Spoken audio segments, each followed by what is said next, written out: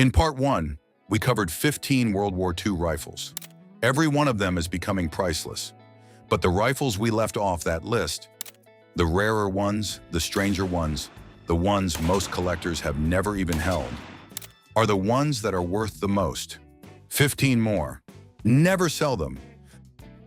The number one rifle on this list sold for over $40,000, and it changed the entire history of modern warfare. If you own one of these and you don't know what it's worth, stay until the end. Because the people who sold without knowing lost more money than most people make in a year. Number 15. Soviet SVT-40 Tokarev self-loading rifle. The rifle that forced Germany to build the G-43, and the Finnish captures are the ones to find. The Soviet SVT-40 was introduced in 1940 as a semi-automatic infantry rifle, and it had an immediate and documented impact on German weapons development. The Wehrmacht captured so many SVT-40s that German engineers studied them closely, and the result was the G-43, which we covered in Part 1. The SVT-40 was so influential that it directly shaped the most collected German semi-automatic of the war. Standard Soviet production SVT-40s were $200 to $400 surplus guns a decade ago. Today, clean examples run $600 to $1,000, but the variants that serious collectors specify are the Finnish captures, SVT-40s captured by Finland during the Winter and Continuation Wars, stamped with the Finnish SA acceptance mark, and sometimes reworked by Finnish armorers. Finnish captured SVT-40s were $500 to $700 guns 5 years ago. Today, they run $1,200 to $1,800, with documented unit capture examples pushing higher. The same Finnish collector premium that drove the M39 Mosin market is now reaching the SVT-40. Number 14. U.S. Johnson M 1941 rifle, the rifle that almost replaced the Garand, and the Marines who carried it knew something ordnance didn't. In 1941, Melvin Johnson offered the U.S. military a semi-automatic rifle he believed was superior to the M1 Garand. The Army rejected it, but several Marines, Dutch East Indies forces, and OSS units adopted it anyway. Because the Johnson had two genuine advantages the Garand didn't: a rotary magazine that could be topped off with individual rounds without removing the magazine, and a shorter, lighter action that worked better in certain configurations. The Marines who carried it in the Pacific were not wrong about its merits. Only about 20,000 to 30,000 Johnson M 1941 rifles were ever produced across all contracts, a fraction of the Garand's millions. Standard examples in good condition were $1,500 to $2,500 guns a decade ago. Today, they run $3,000 to $5,000, with documented Marine or OSS provenance pushing $6,000 to $8,000. The Johnson is consistently one of the most undervalued American semi-automatic rifles of World War II relative to its historical significance, which means the window to buy one at current prices is closing as collectors who study the Pacific campaign discover what they've been missing. Number 13. British Lee-Enfield No. 4 Mark I T Sniper, the Allied sniper that held the line, and the scope matching is everything. While the American 1903 A4 and Soviet PU sniper got covered in Part 1, the British sniper rifle that actually saw the most use across the most theaters of World War II didn't make the list. The Lee-Enfield No. 4 Mark I T. The T designation meant the rifle had been individually selected from standard production for accuracy, fitted with a number 32 telescopic sight, and issued with a cheek piece to raise the shooter's eye to the scope. These were not assembly line snipers, they were individually prepared weapons. The authentication challenge on No. 4. Mark I T rifles mirrors the American 1903 A4 problem. The scope must be period correct, the mounts must be undisturbed, and the rifle must carry the original T modification proof marks. A genuine No. 4 Mark I T with matching No. 32 scope in original configuration was a $1,200 to $2,000 gun a decade ago.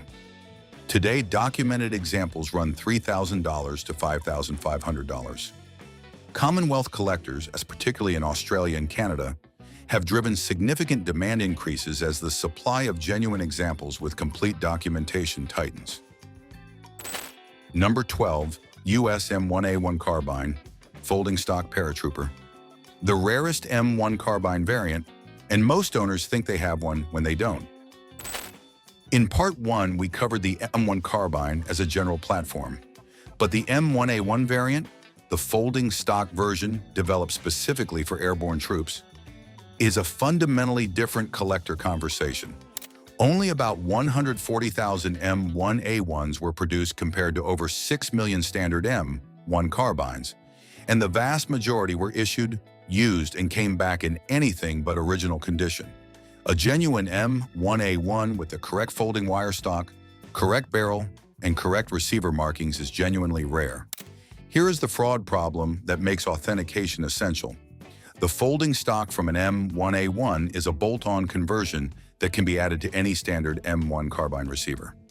The collector market is full of M1A1 appearing carbines that are actually standard M1s with added folding stocks, worth $800 to $1,200.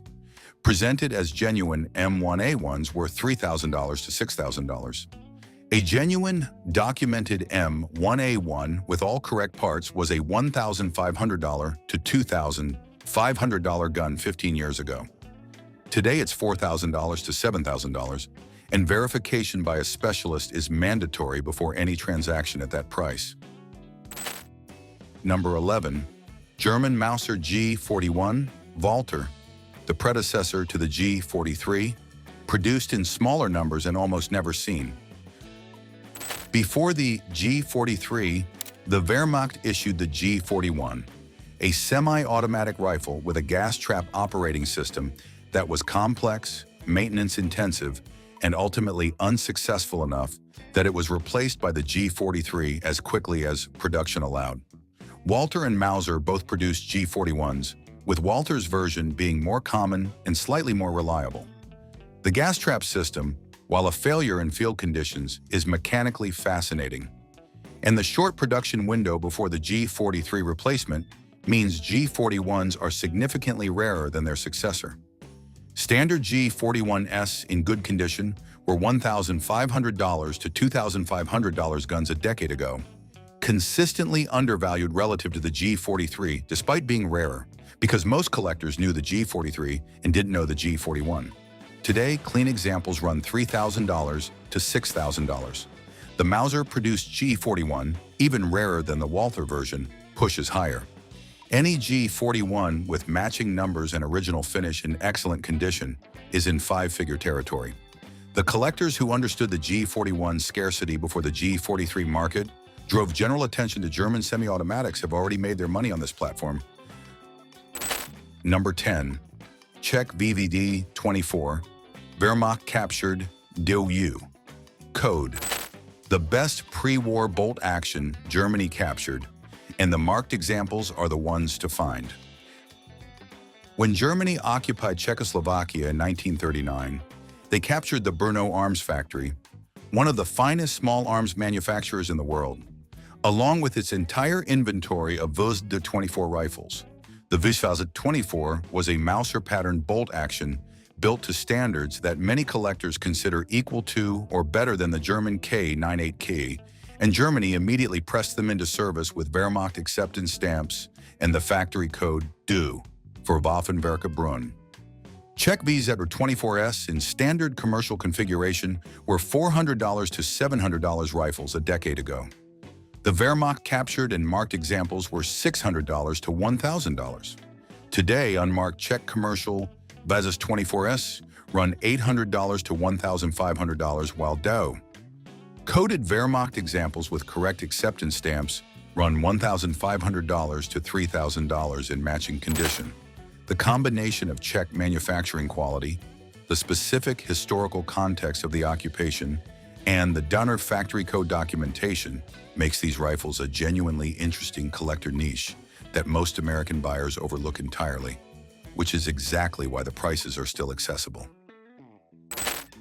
Number 9, Soviet Mosin Nagant 91/30, PE Sniper, pre-PU, pre-1942. The earlier and rarer Soviet sniper, and the forgery problem is even worse than the PU. In Part 1, we covered the PU sniper Mosin, the scope configuration that dominated Soviet sniper production from 1942 onward.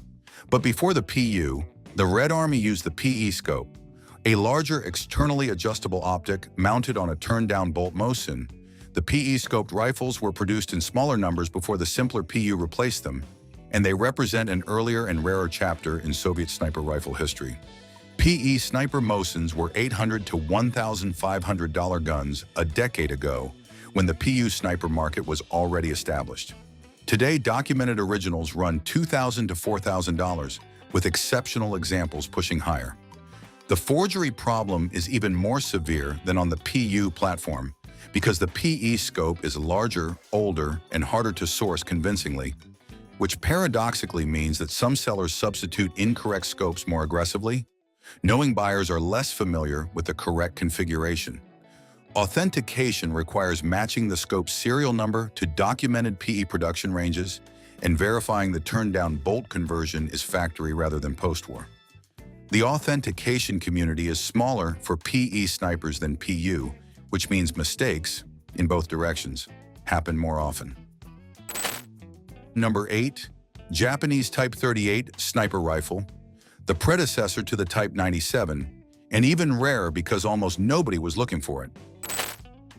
In Part 1, we covered the Type 97 sniper as Japan's primary scoped rifle. But before the Type 97, Japan fielded the Type 38 sniper, a scoped variant of the earlier Type 38 bolt action that served Japanese forces in China and the opening campaigns of the Pacific War.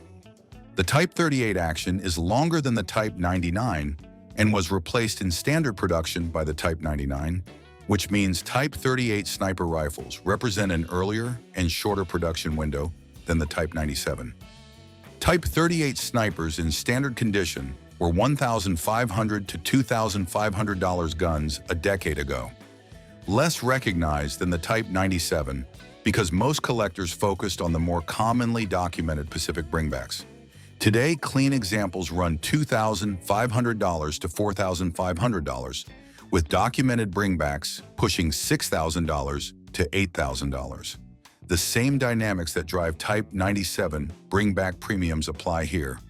A named soldier, a captured document, a unit history. But the pool of authenticated examples is smaller because fewer collectors were looking for Type 38 snipers during the decades when bringback documentation was most readily available. Number 7. German Volkssturmgewehr, FG-42, Type 1, the Luftwaffe's paratrooper rifle, the rarest standard-issue German rifle of the war. The FG-42 was designed for the Luftwaffe's Volkssturmgewehr, paratroopers, after the costly German airborne assault on Crete in 1941 demonstrated that paratroopers needed a single weapon capable of accurate long-range fire and automatic suppressive fire simultaneously. What emerged was one of the most technically ambitious small arms of the entire war. A selective fire rifle firing a full-power 8mm rifle cartridge from a side-mounted magazine with a bipod, a bayonet lug, and design features that directly influenced the American M60 machine gun developed after the war. Total FG-42 production was approximately 7,000 rifles across both the Type 1 and Type 2 variants, one of the smallest production runs of any standard-issue German infantry weapon. Type 1 FG-42s, identifiable by their diagonal magazine and wooden pistol grip, are rarer than the Type 2. Only approximately 2,100 were ever produced, and only 77 are known to have survived, making them among the rarest standard-issue infantry weapons of the entire war. Today, documented Type 1 examples run $50,000 to $150,000 plus. The FG-42 is the German rifle that most collectors will never own, not because it's unknown, but because there simply aren't enough of them to go around. Number 6. Winchester M1. Garand, the rarest Garand manufacturer, and most collectors don't know it exists. In Part 1, we covered the M1 Garand as a platform, but within Garand collecting, the manufacturer is almost as important as the condition, and one manufacturer stands above all others in rarity and collector demand: Winchester.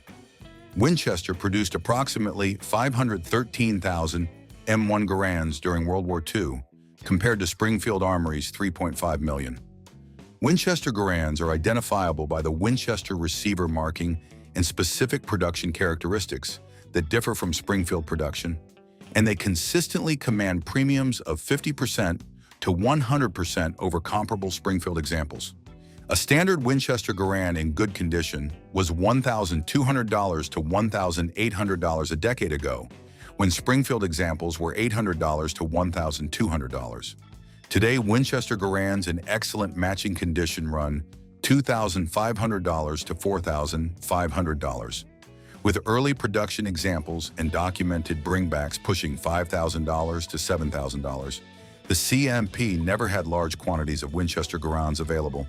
Most went into private collections decades ago. As CMP inventory for Springfield Garands runs out and drives collectors to the used market, Winchester examples are the ones that disappear first and appreciate fastest. Number 5. British Boys Anti-Tank Rifle, .55 caliber. The rifle that stopped German light armor and the transferable NFA examples are genuinely rare. The Boys anti-tank rifle was Britain's standard anti-armor weapon at the start of World War II. A bolt-action rifle firing a .55 caliber armor-piercing round designed to penetrate the light armor of early German and Italian tanks. By the time Germany's heavier armor made the Boys obsolete for tank killing, it had found a second life as a long-range anti-materiel weapon and sniper suppression tool in North Africa and the Pacific. American Marines used captured and Lend-Lease examples against Japanese light vehicles and fortifications. The Boys is a Title II firearm under the National Firearms Act, meaning it requires ATF registration, a tax stamp, and the paperwork process that governs all destructive devices and machine guns. Pre-1986 transferable examples on the NFA registry are the only ones that can be legally owned by civilians without a manufacturer's or dealer's license. Transferable Boys rifles were $3,000 to $5,000 guns 15 years ago on the NFA market. Today they run $8,000 to $15,000 depending on condition and documentation. As NFA-registered examples become rarer, they can only decrease as registered guns are destroyed or transferred without re-registration. The price trajectory is fixed upward. Number 4. U.S. International Harvester, M1 Garand. The tractor company that built the Garand, and the rarest of the late war contractors. International Harvester, the farm equipment manufacturer, produced M1 Garands under a post-World War II contract as part of the government's effort to maintain production capacity across multiple contractors.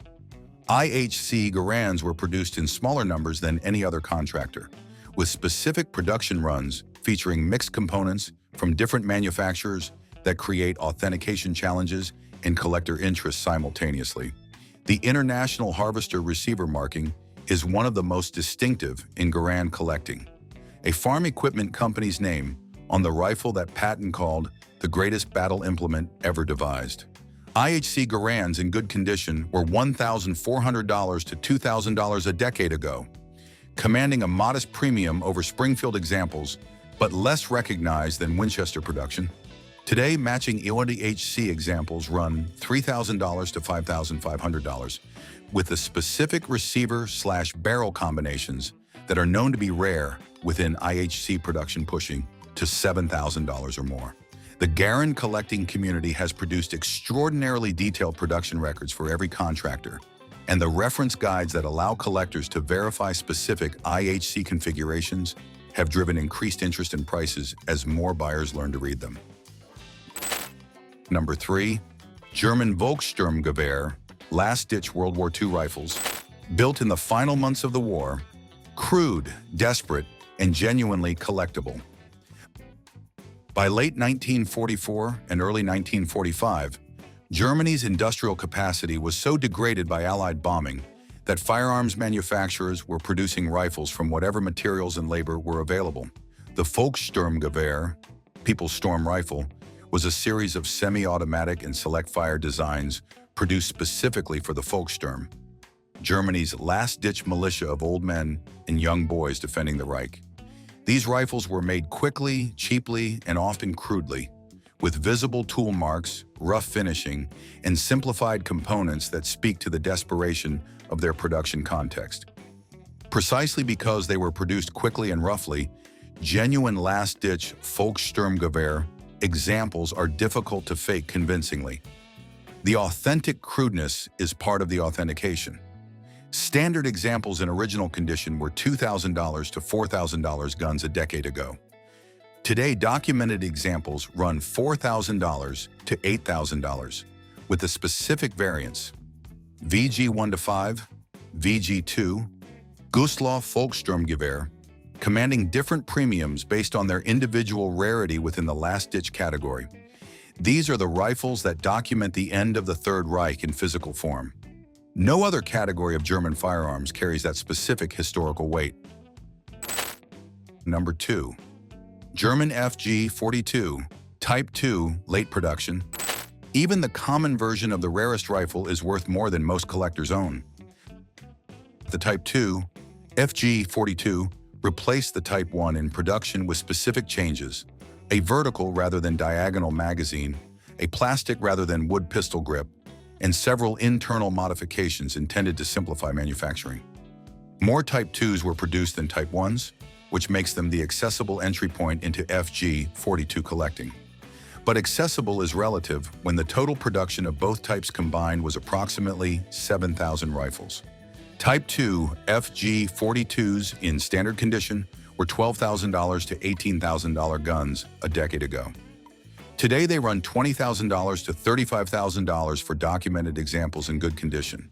The FG-42 market has moved in one direction since the platform became well-known outside specialist circles. Because every sale removes a rifle from the available supply, and there is no reserve. Every FG-42 that goes into an institutional collection, a museum, or a long-term private collection is one fewer that will ever appear at auction. At 7,000 total production across both types, the supply constraint is absolute. Number 1. German StG 44, Sturmgewehr 44, Transferable NFA, the grandfather of every assault rifle in the world, and the original is worth $40,000. On November 23, 1943, Adolf Hitler was shown a new German weapon and asked what it was. The officer presenting it called it the MP-43, Machine Pistol 43, because Hitler had previously banned assault rifle development. Hitler was impressed enough that he eventually renamed it the Sturmgewehr 44. Assault Rifle 44, giving the entire category of weapons the name it still carries today. The StG-44 was the first weapon in history to combine the full automatic fire of a submachine gun with the accuracy and range of a rifle, using an intermediate cartridge. Every assault rifle built since the AK-47, the M16, the AR-15, descends from the concept the StG-44 proved in combat. The StG-44 is a Title II firearm under the National Firearms Act. Pre-1986 transferable examples on the ATF registry are the only ones civilians can legally own, and the number of registered examples decreases over time as guns are destroyed or rendered inoperable.